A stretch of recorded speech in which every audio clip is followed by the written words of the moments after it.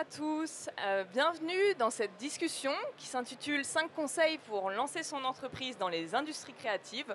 On est ravis de vous accueillir sur notre bulle French Touch ce matin.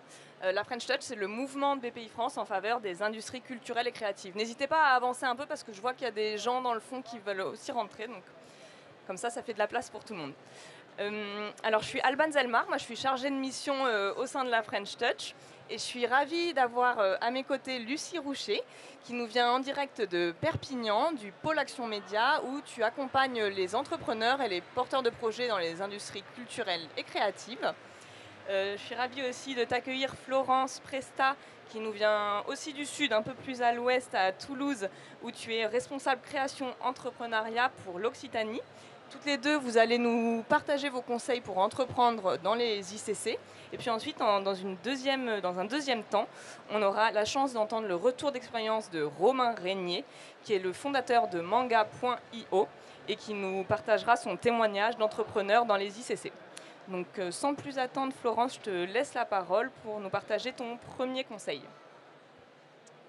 Alors, mon premier conseil pour entreprendre, c'est déjà de s'informer, de réfléchir, de se préparer. Et pour se préparer, BPI France vous propose un outil qui est une mine d'or pour commencer à réfléchir à un projet entrepreneurial. C'est le site bpifrance-création.fr, qui est un site qui est gratuit, à la disposition des entrepreneurs, de ceux qui veulent entreprendre ou qui ont déjà un projet bien réfléchi.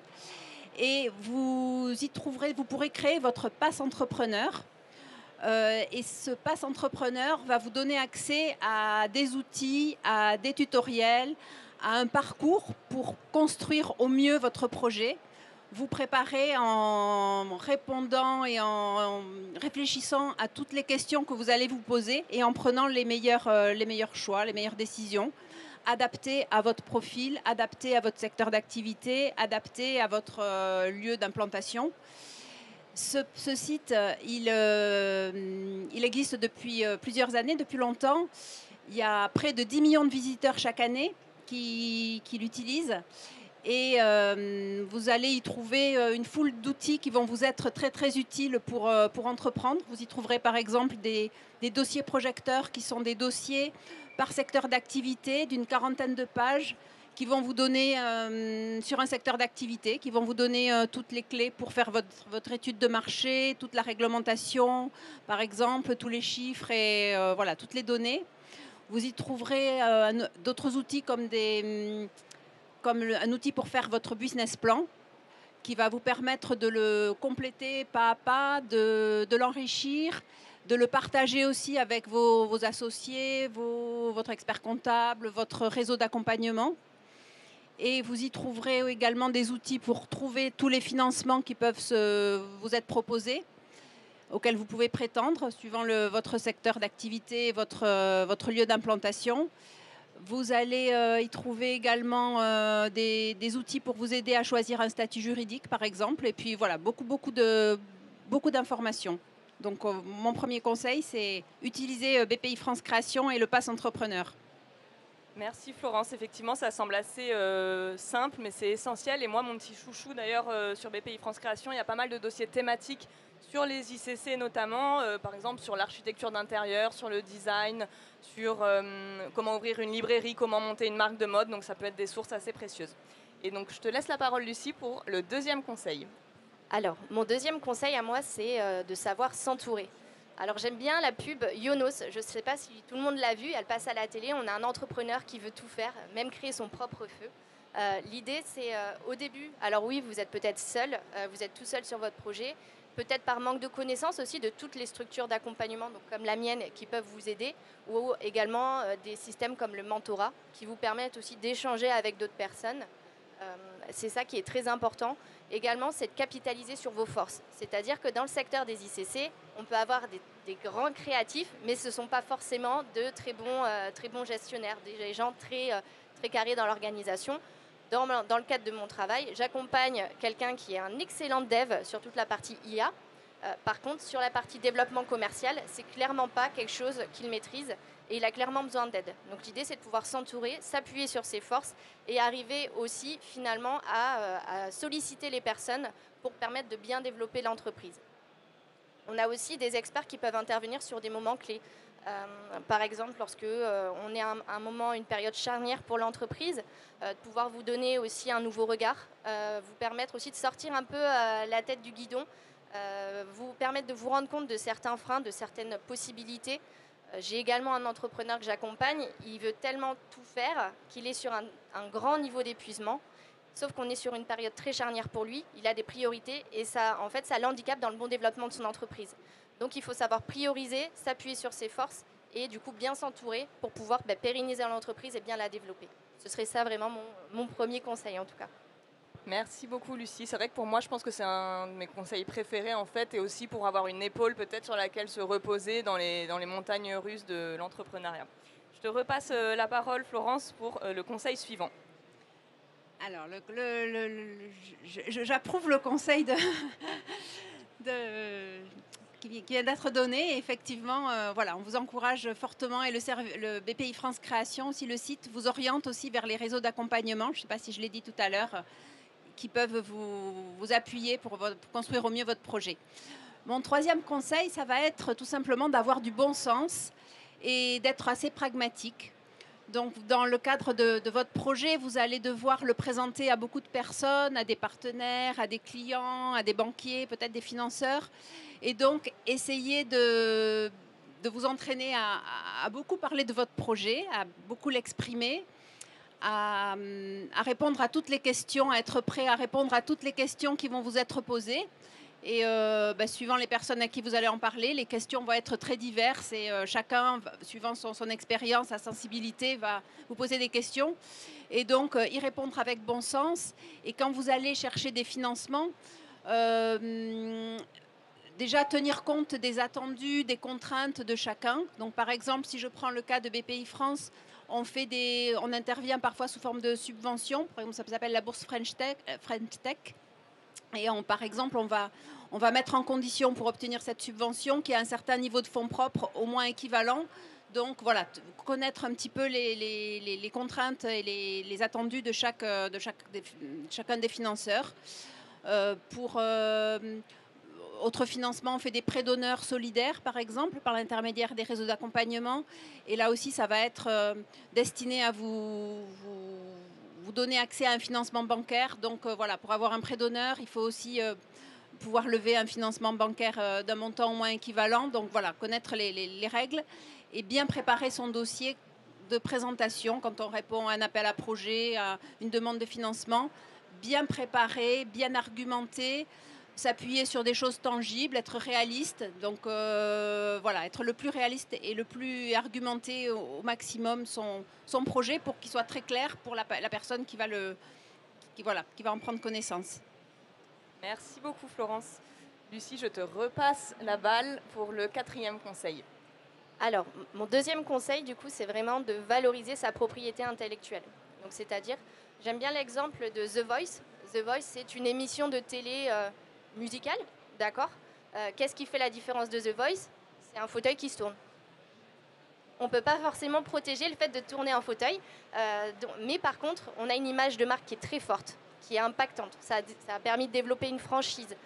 Donc l'idée, en fait, mon conseil, c'est aussi de pouvoir anticiper et préparer son image de marque. Alors bien sûr, tout le monde n'est pas The Voice, on n'a pas tous les mêmes ressources, etc. Mais l'idée, c'est vraiment de valoriser votre image de marque, de bien la travailler pour qu'elle ait de l'impact, qu'elle ait du poids. Bien évidemment aussi, la création, ça a de la valeur. Alors, ça peut s'intégrer dans le prix de vente de votre produit, de votre solution, etc. C'est quelque chose aussi qu'il faut sécuriser, à la fois sur la partie légale, mais aussi dans tout ce qui est contractuel. J'ai échangé cette semaine avec un avocat qui est spécialisé dans les contrats avec des grands comptes, etc., pour pouvoir verrouiller cette propriété intellectuelle, verrouiller un petit peu différentes portes d'entrée pour permettre de sécuriser votre projet et votre idée. Donc voilà, il faut bien penser à valoriser, travailler son image de marque, avoir une image de marque qui est assez puissante, avec des belles valeurs. Donc c'est quelque chose aussi qui se réfléchit en amont. Voilà, ce serait mon deuxième conseil en tout cas. Merci beaucoup Lucie, effectivement ça semble assez crucial, notamment dans les ICC. Et du coup pour le cinquième et dernier conseil, à toi Florence. Alors mon dernier conseil, ça va être un mélange de conseils, c'est-à-dire que dans votre projet, vous y croyez et c'est bien, c'est vraiment important pour transmettre la confiance dans votre projet et en vous-même. Mais il faut aussi savoir être à l'écoute et être à l'écoute à la fois du marché, des clients, des partenaires et être prêt à pivoter, à vous adapter si c'est nécessaire. Merci. Est-ce que tu veux rajouter un dernier mot Alors, avant qu'on passe la parole à Romain? Merci. C'est vrai que moi, j'aime aussi dire qu'il faut savoir s'adapter à son marché, s'adapter à son environnement, à son équipe, aux opportunités qui peuvent se présenter. Donc pour moi aussi, c'est primordial d'avoir cette capacité à rebondir et à s'adapter à tout type de situation et toute opportunité qui pourrait se présenter à vous. Initialement, on peut avoir un modèle économique de telle façon, mais je pense que le Covid nous a aussi montré qu'il fallait être agile et savoir s'adapter. Donc voilà, restez ouverts, restez à l'affût aussi des informations et des différentes opportunités qui pourraient se présenter à vous, des opportunités auxquelles vous n'auriez peut-être pas forcément pensé initialement. Voilà. Merci beaucoup. Donc on en a fini avec les conseils. Effectivement, on voit que tout se recoupe un peu parce que s'informer, ça permet de bien s'entourer, ça permet de rester humble, rester à l'écoute. Donc tout ça, ça permet de créer un cercle vertueux qui vous donnera toutes les chances pour réussir dans votre projet. Et donc maintenant, on va passer la parole à Romain. Avant qu'on enchaîne avec les questions, est-ce que tu peux juste nous représenter rapidement ton entreprise manga.io ? Oui, bien sûr. Alors, nous, on a lancé la première application de lecture de manga par abonnement. Donc, c'est comme Netflix, mais pour lire des mangas. Alors, je ne sais pas si vous savez, mais en France, on est le deuxième plus gros marché consommateur de mangas après le Japon. On a à peu près 7 millions de lecteurs de mangas en France. Donc, c'est vraiment un très gros marché. Et sur ces 7 millions de lecteurs, il y en a 80% qui utilisent des applications illégales pour lire du manga. Voilà. Donc, en fait, nous, on a démarré le projet parce qu'on était vraiment dans un moment de marché qui correspondait à ce qui s'est passé dans l'industrie audiovisuelle ou dans la musique il y a 10 ans, mais dans le secteur du manga. Donc on essaye de proposer une alternative au piratage, on essaie de proposer une expérience de qualité pour les lecteurs et tous ces fans de manga en France, avec un modèle facile, à l'abonnement, vous pouvez lire tout ce que vous voulez. Voilà, donc vous pouvez aller sur le site manga.io et vous découvrirez l'application. Alors toi Romain, pour rebondir sur ce que viennent de dire Lucie et Florence, est-ce que parmi ces 5 conseils, il y en a un qui résonne particulièrement pour toi ou est-ce que tu veux en rajouter peut-être un 6e et refaire encore plus de mix de conseils ? Ouais, alors il y en a plein que j'ai pas écouté. Alors c'est peut-être que j'aurais dû les avoir avant, mais bon, tout ça pour dire qu'on peut ne pas écouter les conseils et y arriver quand même. Non, moi j'en rajouterai un, c'est la résilience, en tout cas le fait de pas abandonner. Alors peut-être que c'est parce que je viens du manga, mais c'est vrai que dans le manga il y a vraiment cette notion d'effort, d'entraînement, de travail. Vous avez des challenges, vous allez vous prendre des échecs et il faut se relever, il faut continuer d'avancer. Et très clairement, si moi j'avais écouté toutes les personnes qui m'avaient dit que ça allait être compliqué, que j'allais pas y arriver, que c'était impossible, je ne serais pas là aujourd'hui et j'aurais abandonné depuis longtemps. Donc vraiment, le premier conseil que je vous donne, c'est de ne pas abandonner. Quand vous avez une idée, que vous y croyez, il faut essayer d'aller au bout. Et je pense que personne réellement peut vous dire si c'est possible ou pas. Et on a vu 1000 fois dans l'histoire que quelque chose qui était impossible finalement devient possible après parce que des gens ont essayé de le faire. Donc on a eu de beaux exemples et c'est ça, je pense, le progrès et le thème de la journée. Merci beaucoup pour ce 6e conseil. Pour revenir, toi, à tes débuts, quand tu t'es lancé, tu disais que vous aviez identifié une opportunité de marché, mais concrètement, comment est-ce que vous avez identifié cette opportunité et quel a été un peu le déclic du lancement de manga.io ? C'est assez facile, en fait, je suis un fan de manga, donc voilà. Donc j'ai grandi dans les années 90. Je ne sais pas si des gens parmi vous ont à peu près le même âge que moi, mais il y avait une émission de télé qui s'appelait le Club Dorothée. Voilà. À main levée, juste pour voir, est-ce que quelqu'un connaît le Club Dorothée ? Bon, quand même pas mal de gens, donc c'est quand même assez incroyable. Voilà, c'est une émission qui a forgé toute une génération, et moi j'ai découvert le manga à travers les animés. Et ensuite, j'ai commencé à lire des mangas donc, en version papier quand j'avais une dizaine d'années, donc c'est dans les années 2000. Et en fait, c'est le manga papier qui m'a conduit aussi à découvrir qu'il y avait ce qu'on appelle la scantrad. Donc la scantrad, c'est le fait que des mangas soient scannés au Japon, parce que les mangas paraissent de manière hebdomadaire au Japon, donc c'est très régulier, comme une série. Et en fait, c'était scanné, puis traduit sur des applications, des sites internet illégaux, pour que les fans frustrés de ne pas pouvoir lire la suite au même rythme en France puissent avoir la suite de l'histoire. Et donc moi, j'ai été un consommateur de ces plateformes illégales. Et en fait, quand j'étais aux États-Unis en 2011, je me suis dit, ben, c'est cool, il y a Netflix, on peut regarder plein de vidéos, des films, des séries avec juste un abonnement. Pourquoi est-ce qu'on ne fait pas la même chose dans le manga? Parce que moi, j'allais sur des plateformes illégales. Donc ça datait de 2011. Et puis après, en 2014, j'ai acheté le nom de domaine. En 2018, je me suis mis vraiment sur ce projet parce qu'il n'y avait toujours rien qui répondait à ma demande en tant que consommateur. Et donc je me suis dit, bon, ben, vu que ça n'a toujours pas été monté et que je suis frustré en tant que consommateur, ben, je vais le faire. Et je me doutais bien qu'il y aurait des millions d'autres personnes intéressées par ce type de service. Donc ça a commencé comme ça, tout simplement d'un constat et d'un besoin, moi en tant que lecteur. Et ensuite, du coup, la deuxième étape, comment est-ce que tu as fait pour commencer à attirer tes premiers utilisateurs et ensuite à les garder? Alors avant les utilisateurs, il y a plein d'étapes puisque bon, bah, on n'avait rien. Donc il fallait développer l'application, trouver une équipe, avoir des droits. Donc il y avait beaucoup de choses à faire.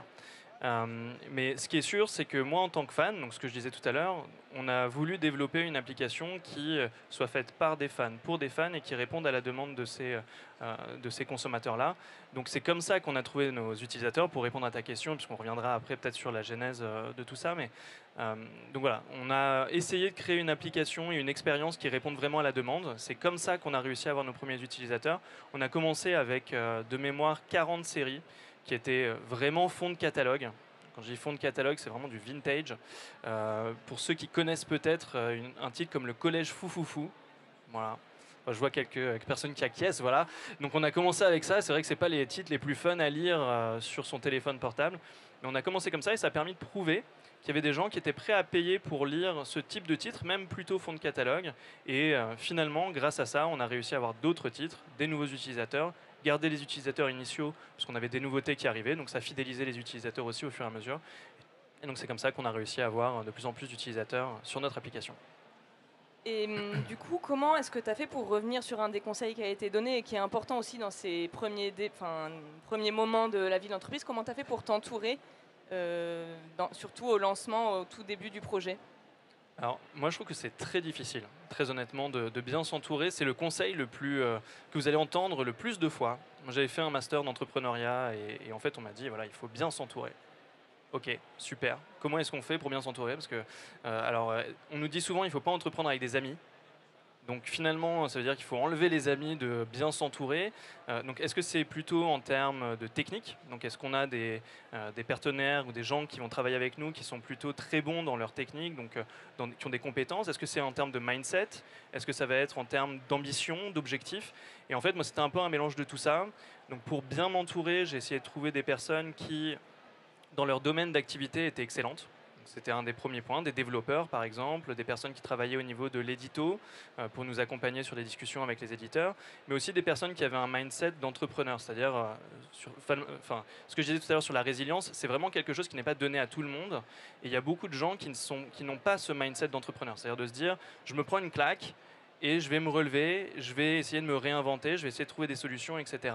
Et tout le monde n'a pas ce mindset-là, donc il faut, quand vous êtes au début d'un projet, trouver des personnes qui ont cette capacité à se remettre en question, à laisser un peu leur ego de côté, parce que c'est pas eux en fait le sujet, c'est le projet. Comment est-ce qu'on arrive à cette ambition? On a un cap, comment est-ce qu'on y va? Donc il y avait vraiment cette question de mindset. Et le dernier point, c'est aussi une question de culture. Donc est-ce que moi je m'entends avec eux? Tout simplement parce que quand vous créez une entreprise, les fondateurs, c'est eux qui vont insuffler l'ADN de l'entreprise, qui vont insuffler la culture, qui vont ensuite déterminer quelles sont les personnes qui peuvent travailler avec vous.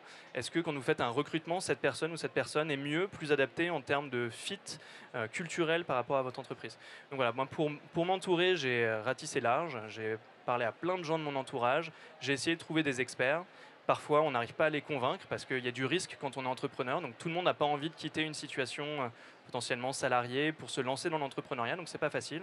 Mais Voilà, en étant convaincant et aussi en montrant qu'on a un projet qui est construit et qu'on peut vraiment y arriver, ça donne aussi envie aux gens de vous rejoindre. Mais j'insiste vraiment sur la partie mindset parce que moi j'ai vu beaucoup de projets se monter, c'est pas mon premier projet. Et en fait souvent le projet va échouer parce que les associés ne sont plus d'accord, ou parce que voilà, la vision n'est plus partagée, ou parce qu'il y en a un qui s'essouffle et qui a envie de redevenir salarié, par exemple. Donc c'est très difficile de prédire ça. Et donc mon premier conseil, c'est vraiment soyez sûr que les personnes avec qui vous démarrez l'aventure ont le même mindset que vous et sont prêts à voilà, se prendre des tuiles dans la tronche, parce que c'est pas facile d'entreprendre. Et donc voilà, il faut être prêt à essuyer des plâtres avant d'y arriver. Et un autre point crucial qu'on n'a pas encore abordé, le financement. Est-ce que tu as des conseils à partager de ce point de vue-là? Comment est-ce que tu as pu trouver tes premiers financements, surtout dans la phase de lancement? Est-ce que tu as des tips? Ouais, alors moi je peux parler dans mon cas, et puis après c'est peut-être un conseil qui vaut pour pas mal d'autres situations. Moi j'ai démarré en fonds propres, c'est-à-dire que j'ai démarré avec mon propre argent, mais avec une logique qui était de dire c'est quoi mon MVP? Alors peut-être que si vous êtes là à Big, c'est que vous savez ce qu'est un MVP, Minimum Viable Product. Donc en gros, c'est quoi le minimum que je dois développer pour pouvoir commencer à avoir des utilisateurs, ou pour pouvoir prouver que je vais être capable de créer une vraie entreprise sur ce projet. Et moi, mon MVP, c'était facile. Il fallait que j'ai des accords d'éditeurs. Parce que si j'ai pas d'éditeur, si j'ai pas de contenu, j'arriverai jamais à développer une application. Il fallait que je montre à quoi ressemblerait l'application, donc avoir des écrans. Et il fallait que je montre qu'il y a des gens prêts à payer pour lire du manga, alors qu'il y en a plein qui aujourd'hui lisent gratuitement. Voilà, donc j'avais 3 challenges. Et c'est ces 3 challenges qui constituaient mon minimum viable product. Donc j'avais fait un site internet sur lequel les gens pouvaient s'inscrire pour dire s'ils étaient intéressés le jour où je lancerais cette application. Donc sans nécessairement trop promettre de choses, j'avais dit voilà, application de lecture de manga par abonnement, est-ce que vous êtes intéressé? Inscrivez-vous, c'est une préinscription. Donc j'ai eu comme ça des milliers de personnes qui ont créé des comptes. Et donc je me suis dit bon c'est qu'il y a quand même de la demande. Je suis allé voir les éditeurs. En rencontrant les éditeurs, je me suis rendu compte que ce sujet du manga à l'abonnement, c'était quelque chose qui n'était pas facile à développer, mais qu'il y avait beaucoup d'éditeurs qui s'y intéressaient. Et donc du coup, j'ai réussi à avoir des lettres d'intérêt de différents éditeurs, ce qui a rassuré aussi des personnes avec qui je pouvais discuter. Et ensuite, j'ai pu commencer à m'entourer avec une équipe pour avoir voilà, des premiers mock-ups de la plateforme, donc des maquettes, et montrer qu'on allait pouvoir développer ce produit. Et avec ça, donc sur mes fonds propres au départ, et une fois que j'ai eu tous ces éléments-là, je suis allé voir des business angels. Et les business angels du début, donc c'est important d'avoir des gens qui vont comprendre votre vision et qui aussi sont dans une industrie qui est proche de la vôtre. Moi, je suis allé chercher des gens chez Netflix, je suis allé chercher des gens chez Allociné, Magellan, qui était une plateforme de podcast. Voilà, donc plein de gens comme ça dans l'entertainment, dans le divertissement, qui comprenaient ce qu'on voulait faire et qui comprenaient que ça avait déjà été fait dans d'autres industries, et qui pouvaient justement m'aider, non seulement en investissant, mais aussi en me donnant des conseils de comment c'était fait pour eux, etc. Donc voilà, j'ai pu récupérer des fonds comme ça avec des business angels. Ça m'a permis de débloquer aussi des financements avec BPI et également Livesic, qui est également un financeur sur tout ce qui est projet créatif et culturel. Donc j'ai pu récupérer des financements via ça, puis encore des business angels, et puis on grossit petit à petit au fur et à mesure qu'on a de plus en plus d'utilisateurs, de chiffres d'affaires, de partenaires. Ça permet aussi de trouver des nouveaux financements, nouveaux investisseurs, et on grandit comme ça progressivement. Et on a rapidement évoqué les montagnes russes de l'entrepreneuriat, les défis, des moments qui peuvent être plus difficiles. Moi, je voulais te demander si, au contraire, il y avait un moment qui avait été particulièrement gratifiant, ou une réussite dont tu étais particulièrement fier dans ton aventure. Ouais, alors il y en a plusieurs. Comme je suis généreux, je peux vous en donner 2. Non, la première, c'est en fait tout simplement le lancement de la bêta. Donc, on a commencé avec ce qu'on appelle une bêta, c'est une version test sur le web uniquement. Il n'y avait pas d'application mobile. Et le jour où on a lancé la bêta, on s'était dit on va essayer de vendre. Donc c'était une bêta privée, donc il n'y avait que 200 places. Et on s'était dit, on va voir à qui on arrive à vendre ces 200 places. Et en fait, on a vendu ces 200 places en quelques heures, à peine. Donc évidemment, c'était hyper galvanisant, puisqu'on venait de sortir le produit. Donc les gens pouvaient aller sur le site pour la première fois. Il n'y avait que les titres confidentiels dont je vous parlais tout à l'heure. Et on a quand même réussi à générer du chiffre d'affaires et à avoir ces 200 premiers utilisateurs en à peine quelques heures. C'était, je crois, 2 heures ou quelque chose comme ça. Et donc, comme on n'était pas très connus à l'époque, eh ben, c'était très galvanisant pour nous. Et le deuxième moment marquant, alors il y en a eu plein, hein, parce que je veux pas que les éditeurs qui m'écoutent se disent que c'était pas marquant quand j'ai eu d'autres éditeurs qui sont arrivés, mais voilà, ce que je vais vous dire, ça m'a moi particulièrement marqué, parce qu'en 2022, on a accueilli les éditions Kana, qui est le deuxième ou troisième plus gros éditeur français de manga, et notamment un titre qui était très important pour moi, qui était Naruto. En fait, on est la première application au monde à avoir réussi à proposer Naruto sur un modèle d'abonnement. Et donc ça, c'était hyper touchant pour moi, parce que c'était le premier manga que j'avais lu en papier.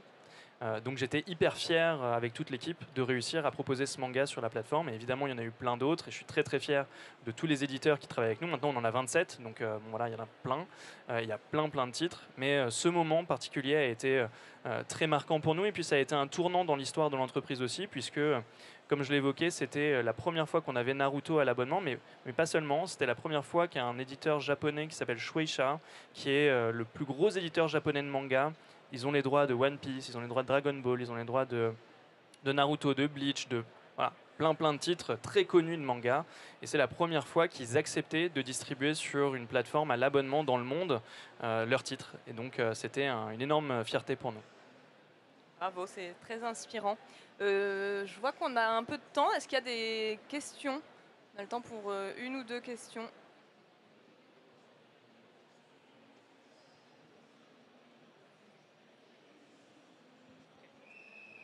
Et tout d'abord, merci pour cette conférence, c'est effectivement très intéressant. Je voulais te poser une question.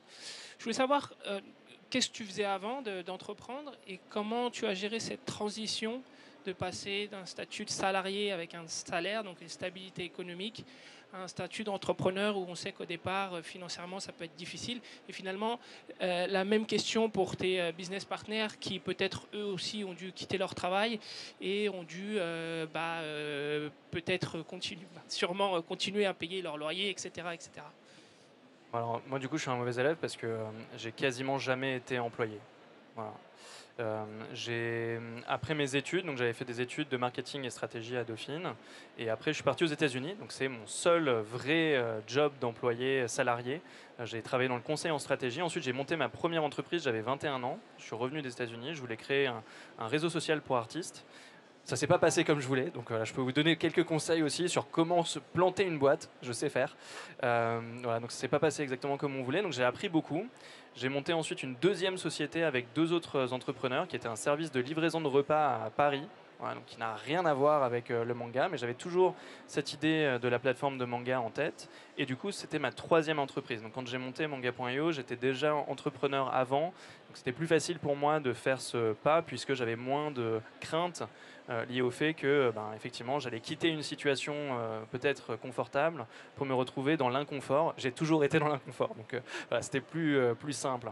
Mais c'est vrai qu'un point qui est quand même important par rapport à ta question, c'est que quand on entreprend, enfin en tout cas moi c'est comme ça que j'ai vécu, c'est inconfortable.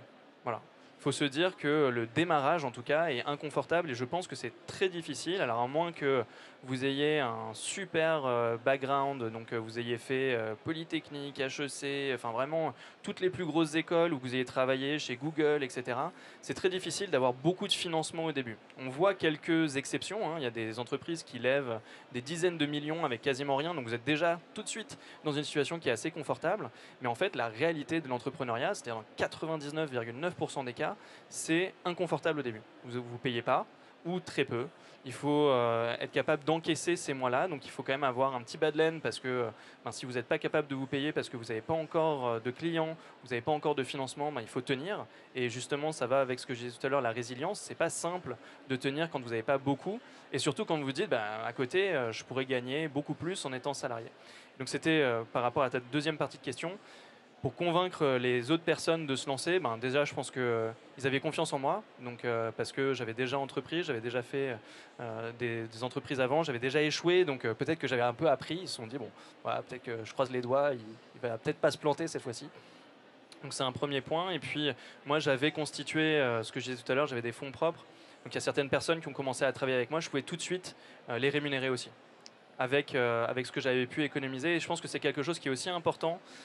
C'est évidemment important de les intéresser au capital et c'est aussi important dans une certaine mesure qu'ils ne soient pas en train de manger des pâtes ou des ramen tous les soirs pendant 2 ans parce que ça devient démotivant quand on n'a vraiment pas les moyens de développer son projet. Il faut quand même avoir un petit peu de finances au début, à mon avis. 2 ans à peu près pour sortir un salaire décent, on va dire, excusez-moi. Ça dépend des financements que tu as, mais je ne sais pas quelle est la moyenne. Alors peut-être que les personnes de BPI ici savent quelle est la moyenne avant de faire des grosses levées de fonds qui permettent de rémunérer plus sérieusement les employés, mais je pense qu'il faut au moins s'accrocher 1 an. Ouais. Okay. Enfin, faut pas en avoir peur en tout cas. On arrive à la fin de cette discussion. Merci beaucoup à tous les 3 et on restera dans le coin pour les prochaines questions. On va juste se décaler un peu vers le fond de la bulle, mais merci beaucoup à tous et très bon big. Merci, amusez-vous bien.